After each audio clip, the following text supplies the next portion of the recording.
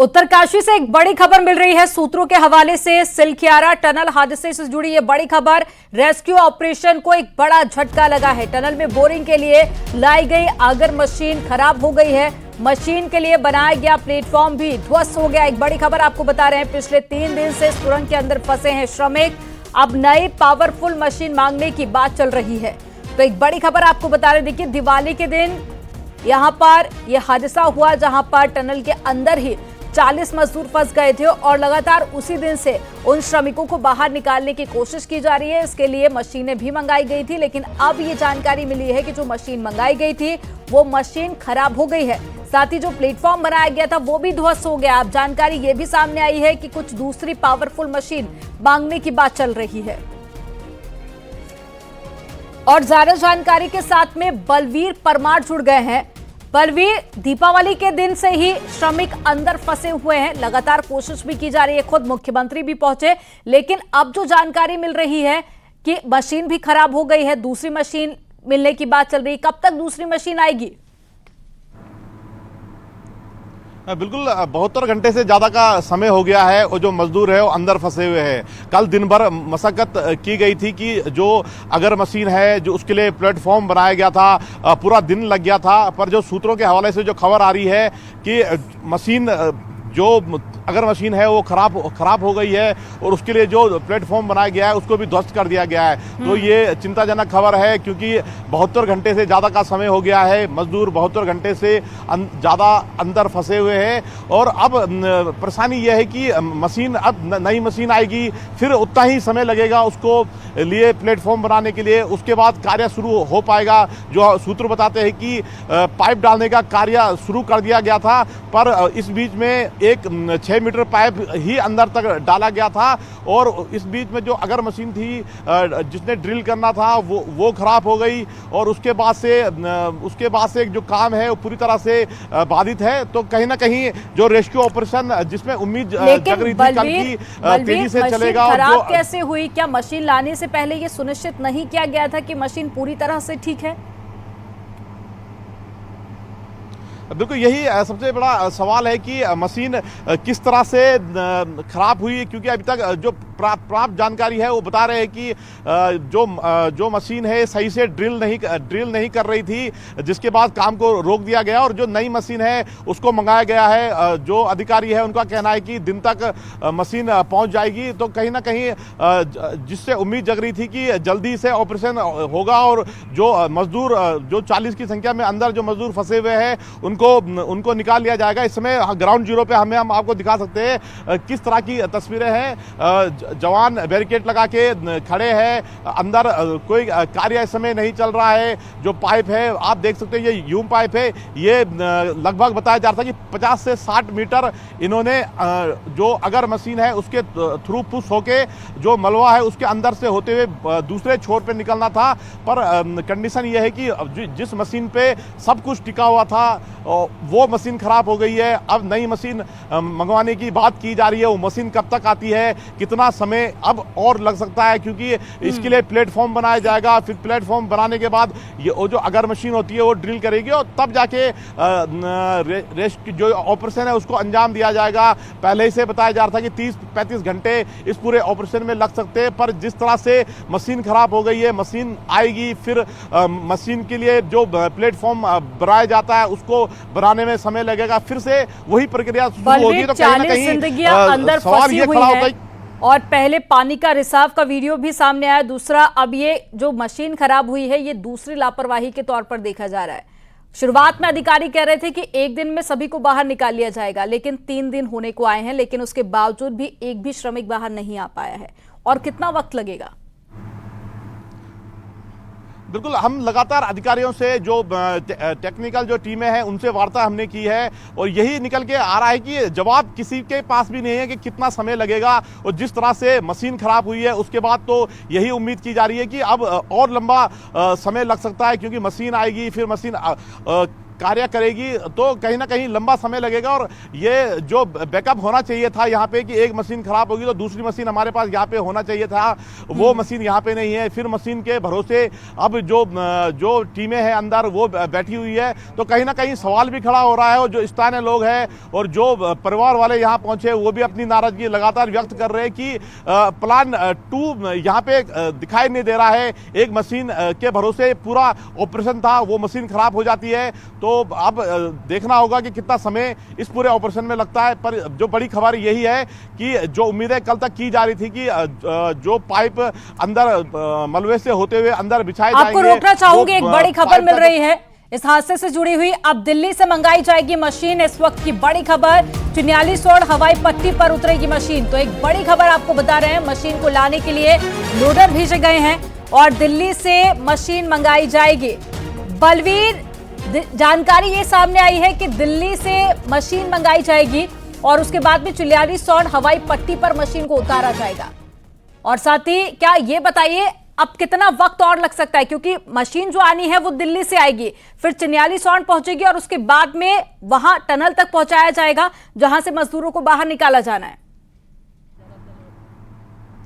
ये जो पूरी प्रक्रिया है इसमें लंबा समय लग सकता है, क्योंकि पिछले तीन दिन हो चुके हैं और 3 दिन में अगर मशीन के जो भरोसे ये पूरा ऑपरेशन था, अब जब नई मशीन मंगाई जा रही है तो बताया जा रहा है कि दिल्ली से ये मशीन आएगी और चिन्यालीसोड़ हवाई पट्टी पे उतारा जाएगा, वहां से गाड़ी से लाया जाएगा और फिर वो यहाँ पहुंचेगी। तो एक दिन ये पूरा लगेगा। उसके बाद उसके लिए जो बेस है वो तैयार किया जाएगा, उसमें भी 4 से 5 घंटे लग सकते हैं। तो कहीं ना कहीं कह सकते हैं कि 24 घंटे का समय और इस पूरी प्रक्रिया को लगेगा। उसके बाद जो पाइप है 900 mm के ये पाइप है जिसको मलबे के थ्रू अंदर घुसाया जाएगा, पुश किया जाएगा और फिर दूसरे छोर पे पहुंचा जाएगा और इसी पाइप के थ्रू जो फंसे हुए मजदूर है उनको बाहर निकाला जाएगा। तो ये पूरी लंबी प्रक्रिया है, क्योंकि 1 मीटर पाइप 1 घंटा लगाएगा और जो बताया जा रहा है 50 से 60 मीटर मान के चल रही है, 50 से 60 मीटर पाइप अंदर डालना है, तो 50 से 7 घंटे लग सकते हैं। तो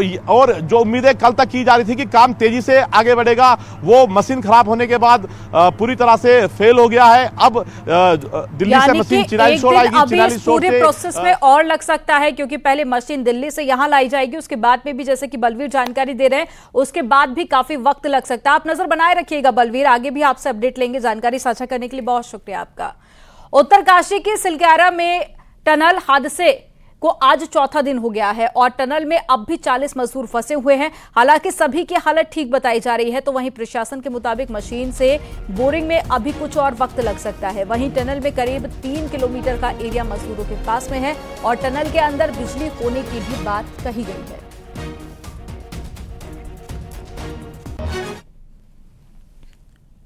जी, एस्केप टनल बनाने के लिए जो तैयारियां की गई थी उसके लिए एक बड़े डायमीटर का पाइप और ऑगर मशीन नदी लाया गया था, उसको इंस्टॉलेशन का काम लगभग पूर्ण हो गया है। तो वो एस्केप टनल का काम शुरू किया जाएगा और आगे की जानकारी जैसे जैसे डेवलपमेंट होंगे तभी दे पाएंगे। सिलक्यारा टनल हादसे के तीसरे दिन की कार्रवाई आगर मशीन के इंस्टॉलेशन और उसके लिए बेसमेंट तैयार करने तक सीमित रही। शाम 5 बजे तक जो मशीन है जिसके जरिए बोरिंग होगी उसका बेसमेंट तैयार कर लिया गया था। उसके लिए जो जरूरी इंफ्रास्ट्रक्चर वहाँ पे चाहिए होता है, रेल की तरह जो पटरियाँ वहाँ पर बनानी होती हैं, उसका काम कंप्लीट कर लिया गया था। माना जा रहा है कि 6 बजे के आसपास से कहीं बोरिंग का काम शुरू किया जाएगा।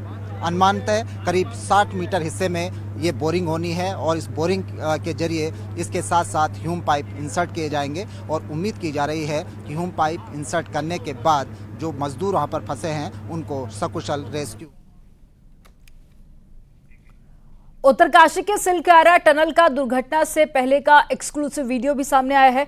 इस वीडियो में आप देख सकते हैं कि टनल का जो पोर्शन भरा कर गिरा है उसमें पहले से ही लीकेज था और इस लीकेज को रोकने के लिए लीपापोती की गई है। वाटरप्रूफ कवर लगाकर इसे रोकने की कोशिश की जा रही थी और इस जगह पहले भी कई बार मलबा आ चुका था। ये बड़ी लापरवाही अगर समय रहते ही ठीक कर ली जाती तो 40 श्रमिकों के फंसने की घटना सामने नहीं आती।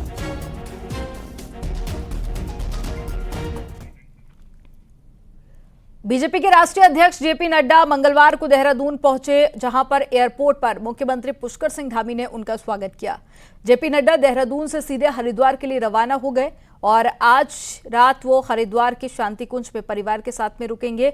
जेपी नड्डा निजी कार्यक्रम में शामिल होने के लिए हरिद्वार आए हैं।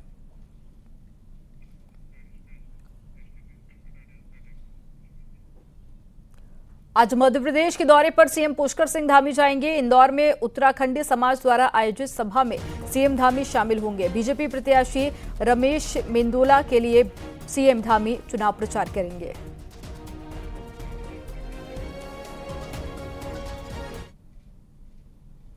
अब्दुल करीम तिलगी का नाम आते ही देश के सबसे बड़े स्टैंप पेपर घोटाला सामने आ जाता है, जिसके बाद से ई स्टैंप पेपर की शुरुआत हुई थी।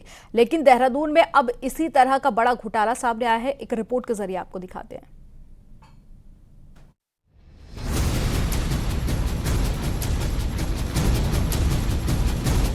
राजधानी देहरादून में जमीनों के फर्जीवाड़े के मामले तो बीते कई दिनों से लगातार आ रहे हैं और भूमाफिया इस खेल में ई स्टैंप के बजाय पुराने स्टैंप पेपर का प्रयोग कर रहे हैं, जो पूरी तरह से गैर कानूनी है। लेकिन देहरादून में भूमाफिया इससे भी कई कदम आगे चल रहे हैं। इनके हौसले इतने बुलंद हैं कि उन्होंने अंग्रेजों के जमाने के स्टाम्प पेपर बेचने शुरू कर दिए हैं, और वो भी एकदम खाली, जिसमें कुछ भी लिखा या किया जा सकता है। साल 1913 के 2 रुपए और 8 आने की कीमत वाले इस स्टैम्प पेपर का प्रयोग पुरानी जमीन के मामले में धोखाधड़ी के लिए किया जा रहा है। हमारे हाथ में ये जो स्टाम्प पेपर है, ये अंग्रेजों के ज़माने का स्टाम्प पेपर है। 1913 का ये स्टाम्प पेपर बताया जा रहा है, जो पूरा ब्लैंक है। यानी कि आज भी इतनी आसानी से पुराने स्टाम्प पेपर मिल रहे हैं, जिस इन इनलीगल स्टाम्प पेपर के ही चलते कई भूमि सरकारी हो या गैर सरकारी हो, जो खाली पड़ी भूमि है देहरादून में, जो ज़मीनें हैं, उनके दस्तावेज बदले गए हैं। ये वही स्टाम्प पेपर हैं, ये तो अंग्रेजों के ज़माने का है। न्यूज़ 18 संवाददाता सत्येंद्र बर्तवाल ने एक ऐसे ही शख्स से बात की, जिसने अपने काम के सिलसिले में अंग्रेजों के जमाने का स्टैम्प पेपर खरीदा। उस शख्स ने खुद ही बताया कि उससे ये काफी मुश्किल से और बहुत महंगा मिला है। साथ ही ये भी बताया कि साल 2010 से पहले के स्टैम्प पेपर आसानी से मिल जाते हैं। भाई साहब, आपने ये स्टाम्प खरीदा है, क्यों आपने ये स्टाम्प खरीदा था और क्या कारण था?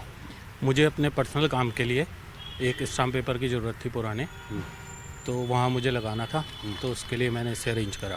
अच्छा, तो ये काफ़ी महंगा मिला हुआ, क्योंकि अंग्रेजों के ज़माने का स्टाम्प? ये काफ़ी महंगा मिला, बहुत महंगा मिला है मुझे, और बहुत मुश्किल से मिला। और अगर हम बात करें कि आपने कुछ और स्टाम्प भी खरीदे हैं, तो वो क्या आसानी से मिल रहे हैं? हाँ, वो आसानी से मिल गए। सबसे ज्यादा हैरानी की बात यह है कि अंग्रेजों के जमाने की ये स्टैम्प पेपर एकदम ओरिजिनल हैं, और ये कहां से लाए जा रहे हैं, इसे कौन बेच रहा है, ये बड़ा सवाल है। वहीं अधिकारी इसको एकदम हल्के में ले रहे हैं, मानो 100 साल से ज्यादा पुराने स्टैंप मिलना कोई आम सी बात हो। रहे कि रजिस्ट्री फर्जीवाड़े के क्रम में जो है वो एफआईआर हो चुकी है। जिन लोगों ने यूज़ किया उनके खिलाफ ये भी एक सेक्शन उसमें जुड़ जाएगा, तो इसलिए इसमें मैं समझता हूँ पृथक से किसी कार्रवाई की आवश्यकता नहीं है। अंग्रेजों के जमाने के स्टैम्प पेपर का प्रयोग पुरानी बिल्डिंगों, पुरानी सरकारी और खाली पड़ी जमीनों पर कब्जा जमाने के लिए किया जा रहा है, और रिकॉर्ड में इस तरह छेड़छाड़ की जा रही है कि करोड़ों की संपत्ति अपने नाम की जा सके। पुलिस ने फर्जी दस्तावेज मामले में जांच तो शुरू की, लेकिन वो भी अभी किसी नतीजे पर नहीं पहुंच पाए। उस पर अब साल 1913 के स्टैम्प पेपर सामने आने से घोटाला इतना बड़ा नजर आ रहा है, जिसकी उम्मीद पुलिस ने भी नहीं की होगी। न्यूज़ 18 के लिए देहरादून से सत्येंद्र बर्तवाल की रिपोर्ट।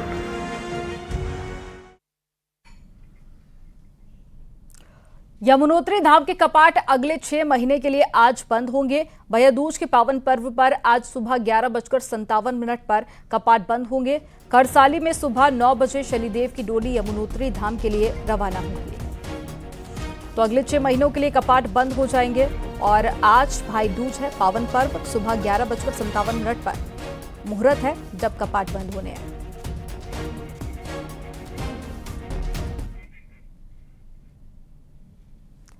रामनगर के कॉर्बेट का ढिकाला जोन आज से पर्यटकों के लिए खुल जाएगा। इसके साथ ही यहां पर नाइट स्टे भी शुरू किया जाएगा, लेकिन इस बार यहां हुई बेतहाशा शुल्क बढ़ोतरी से पर्यटन कारोबारी अच्छे कारोबार को लेकर शंका में हैं और इस बार से जहां पर्यटकों को ज्यादा शुल्क देकर कॉर्बेट में जाना होगा, तो वहीं कैमरे ले जाने पर भी शुल्क लगा दिया गया है। वहीं कॉर्बेट प्रशासन का कहना है कि कॉर्बेट की एडवांस बुकिंग फुल चल रही है और नाइट स्टे के लिए भी कुछ ही घंटों में पार्क की सभी बुकिंग फुल हो रही है, इसलिए शुल्क वृद्धि का कोई असर पर्यटकों पर नहीं पड़ रहा है। और ज्यादा जानकारी के साथ में गोविंद पाटनी जुड़ गए हैं। गोविंद, शुल्क में कितनी बढ़ोतरी की गई है और साथ ही कुछ चेंजेस भी देखे गए हैं, नाइट स्टे की भी यहां पर सुविधा उपलब्ध करा दी गई है, तो क्या कुछ परिवर्तन रहेगा, क्या कुछ सुविधाएं और ज्यादा बढ़ा दी गई हैं? बताना चाहूंगा कि आज सुबह 6:30 बजे इस पार्क का गेट खुला, इस जोन के गेट खोल दिए गए हैं और इसके साथ ही इस जो कॉर्बेट के सारे गेट अब जो है पर्यटकों के लिए खुल गए हैं। पर्यटकों को के सर पर जो है बाघ का रोमांच सिर चढ़कर बोल रहा है और जिन भी पर्यटकों से हमारी बात हुई उनका कहना है कि हम जो है यहाँ बाघों का दीदार करने के लिए यहाँ पर आए हैं। अब देखना ये है कि किस तरह से आगे जो है पर्यटन सीजन चलता है, क्योंकि डिकाला में एक बाघ भी प्रॉब्लम क्रिएट कर रहा है, जिसने 12 नवंबर को एक मजदूर को मौत के घाट उतार दिया था। इसके तो वहां पर बताया जा रहा है कि सुविधाएं इन्होंने काफी की हुई हैं कि लोगों को, जिससे कि बाघ जो है पर्यटकों पर कोई प्रॉब्लम ना क्रिएट कर पाए। जी, जानकारी साझा करने के लिए बहुत शुक्रिया आपका।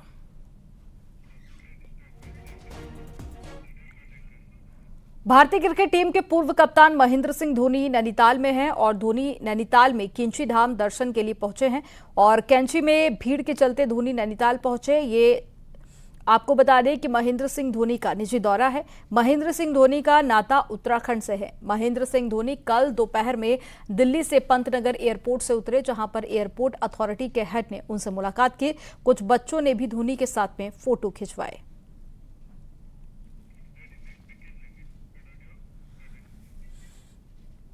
पहाड़ों में गोवर्धन पूजा की गई और आज भाई दूज का पावन पर्व मनाया जाएगा।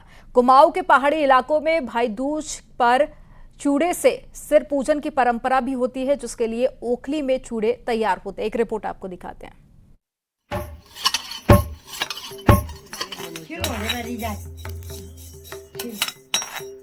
दिवाली के बाद अब बुधवार को भैया दूज का त्योहार मनाया जाएगा, जिसके लिए अभी से पहाड़ के गांव में रौनक देखने को मिल रही है। घर घर में महिलाओं ने भैया दूज के लिए चूड़े तैयार किए। पहाड़ के गांव में आज भी ओखल से चूड़े कूटने की परंपरा जिंदा है।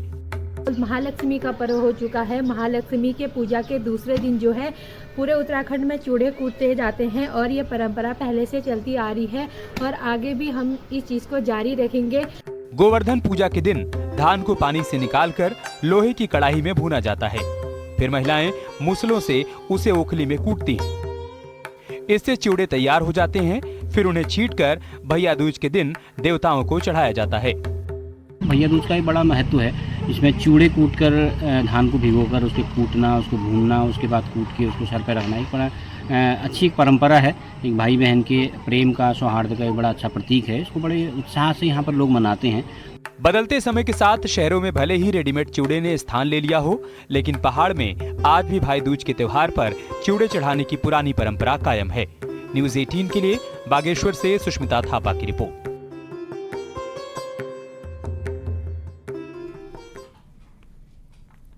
हरिद्वार की सड़कों और चौराहों के सौंदर्यीकरण और स्ट्रीट लाइट के लिए हरिद्वार रुड़की विकास प्राधिकरण हेरिटेज पोल लगा रहा है। हरिद्वार और रुड़की के शहरी इलाकों में 200 हेरिटेज पोल लगाए गए हैं। आपको बता दें कि इन हेरिटेज पोल की खास बनावट से चौराहों की सुंदरता और भी ज्यादा बढ़ेगी। साथ ही रात के समय सड़कों पर रोशनी भी रहेगी। इसके साथ ही प्राधिकरण जिले के बॉर्डर पर प्रवेश द्वार भी तैयार करवाया जा रहा है, जिस पर धार्मिक और सांस्कृतिक चिन्ह भी अंकित किया जाएगा।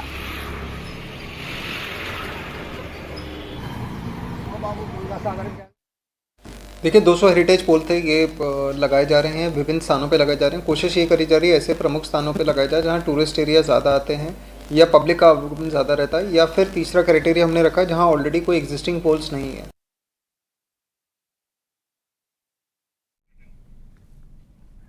अल्मोड़ा के पाटिया गांव में भी गोवर्धन पूजा के लिए बग्वाल होती है और नदी के दोनों किनारों से पाटिया, भटगांव और रागसोड़ा और साथ ही कसून के बीच में बग्वाल खेली जाती है। माना जाता है कि दो गांवों के बीच में पानी को लेकर युद्ध हुआ था।